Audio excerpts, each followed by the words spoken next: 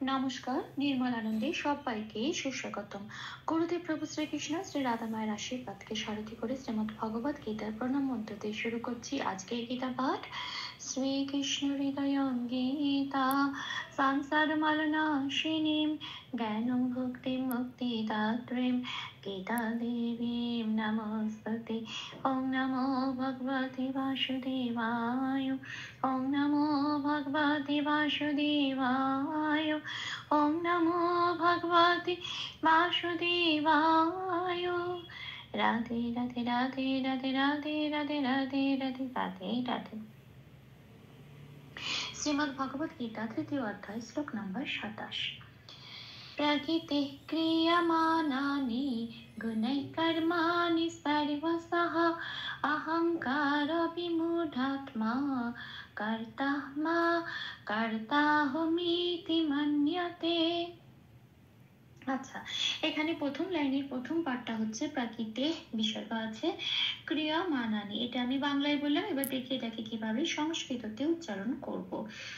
সংস্কৃত উচ্চারণের একেবারে কাছাকাছি পৌঁছানো যায়, সেজন্য বাংলা হরফে প্লাস প্লাস একটু লিখে সাজিয়ে নেওয়া হয়েছে। কিছু কিছু জায়গায় লাল দেওয়া হয়েছে।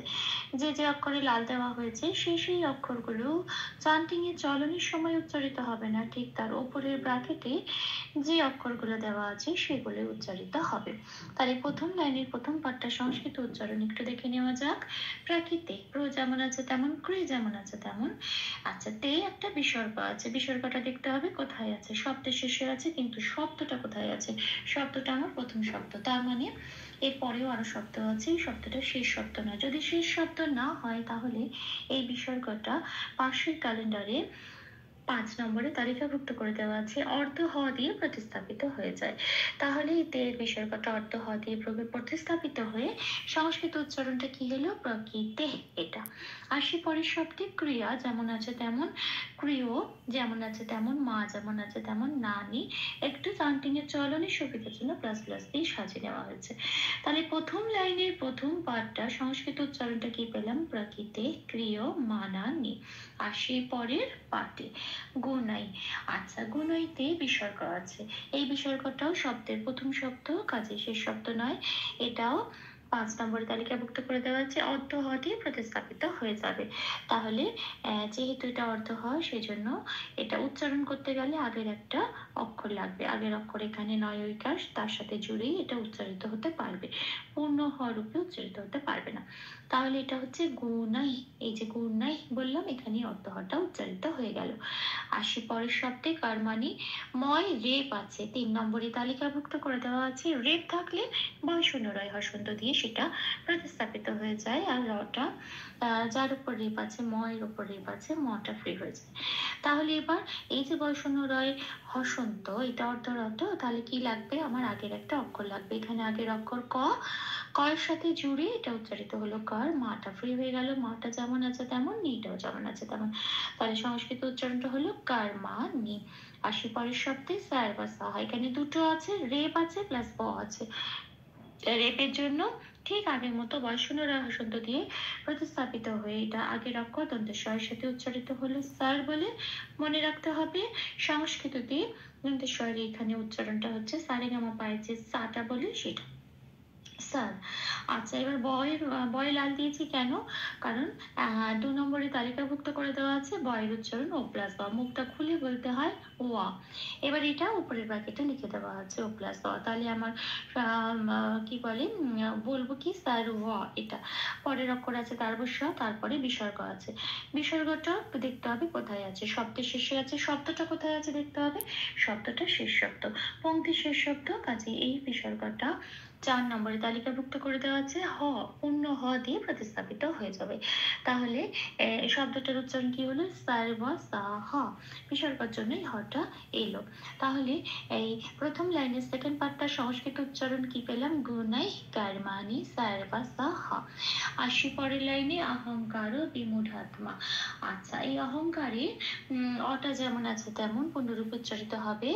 এইবারে হয় পরে ওয়া কয় আকার আছে, এটা একটা যুক্ত অক্ষর, মটা আগে আছে, ময় হসন্ত দিয়ে বাইরে বার করে এনে অর্ধ ওয়া করে এটা হয় সাথে জুড়ে উচ্চারিত হলো হং বলে, কাটা পড়ে রইল, কাটা যেমন আছে তেমন। রয়ে কোনো হসন্ত নেই, রটা পূর্ণরূপে উচ্চারিত হলো। অহংকার ও বিতে লাল দিয়েছি, তার কারণ বয়ের উচ্চারণ বোঝানোর জন্য। বয়ের উচ্চারণ 2 নম্বরে তালিকাভুক্ত করে দেওয়া আছে, ও প্লাস অ। এবার এখানে আমি উপরের ব্র্যাকেটে দিয়েছি ও প্লাস হর্ষই। কেন? তার কারণ এখানে বয় হর্ষই আছে, তাহলে উচ্চারণটা কি হবে? ভি। আচ্ছা, মুটা যেমন আছে তেমন, পরের অক্ষর ঢাটা যেমন আছে তেমন। আর এখানে আছে তয় মায়াকার, তটা আগে আছে, তাই হসন্ত লাগিয়ে তটাকে বাইরে বার করে আনবো। আগের অক্ষর ডয়াকারের ডয় শূন্য রয়াকারের সাথে জুড়ে উচ্চারিত হবে ঢাত, আর মাটা পড়ে রইল, তাহলে হলো বিমু ঢাত মা, এটা। আচ্ছা, তাহলে এই সেকেন্ড লাইনের প্রথম পাঠে সংস্কৃত উচ্চারণটা কি পেলাম? অহংকারা বিমূঢ়াৎ মা, এটা। আসি শেষ পাঠে, কর্তা হমিতে মান্নাতে, এটা আমার শেষ পাঠ, এটা আমি বাংলায় বললাম। এবার দেখি এটাকে কিভাবে সংস্কৃততে উচ্চারণ করব। কর্তায় তয় আছে 3 নম্বরে তালিকাভুক্ত করে দেওয়া আছে, বয় শূন্য রায় হসন্ত দিয়ে প্রতিস্থাপিত হয়ে যাবে। আগের অক্ষর কয়ের সাথে জুড়ে উচ্চারিত হবে কর, তাটা যেমন আছে তেমন পড়ে রইল। হটাও তাই পূর্ণরূপে উচ্চারিত হবে হ বলে, মিতিটাও তাই। হ্যাঁ, তাহলে শব্দটা, প্রথম শব্দটা সংস্কৃত উচ্চারণ কি পেলাম? কর্তা হ মিতি, এটা। আচ্ছা, মান্যতেতে তোমার কি বলে, মটা পূর্ণরূপে উচ্চারিত হবে। 9 জফলায় লাল দিয়েছি কেন? কারণ 9 জফলার লালটা দেওয়ার কারণ হলো জফলার উচ্চারণটা বোঝানোর জন্য। 1 নম্বরে তালিকাভুক্ত করে দেওয়া আছে জফলার উচ্চারণ হর্ষই প্লাস অন্তস্থ। এবার এটা 9-এর সাথে ওপরের ব্র্যাকেটে সেটাই লিখে দেওয়া আছে জফলার উচ্চারণটা। এবার এটা 9-এর সাথে পড়ে দিতে হবে, তাহলে উচ্চারণটা কিরকম হবে? 9 হর্ষই অন্তস্থ নিয়। সংস্কৃততে 9 জফলার উচ্চারণ ঠিক সেরকম, নিয়। মান্যাতে, এটা যেমন আছে তেমন। তাহলে শেষ পাঠে সংস্কৃত উচ্চারণ কি পেলাম? কর্তা হমিতি মান্যাতে। ভুল ত্রুটি ক্ষমা করে দেবেন। অনুশীলনের সুবিধার জন্য 3 বার করে চান্ট করে দেওয়ার চেষ্টা করলাম। प्रकृति क्रियमाणानि गुणैः कर्माणि सर्वशः अहंकार विमूढात्मा कर्ताहमीति मन्यते। प्रकृति क्रियमाणानि गुणैः कर्माणि सर्वशः अहंकार विमूढात्मा कर्ताहमीति मन्यते। प्रकृति क्रियमाणानि गुणैः कर्माणि सर्वशः अहंकार विमूढात्मा कर्ताहमीति मन्यते। राधे राधे राधे राधे राधे राधे राधे राधे राधे राधे।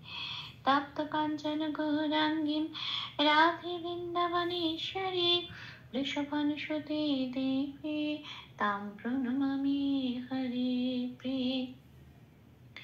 প্রভু রাধা মায়ের কৃপা দৃষ্টি আমাদের সবার উপর বর্ষিত হোক। ধন্যবাদ।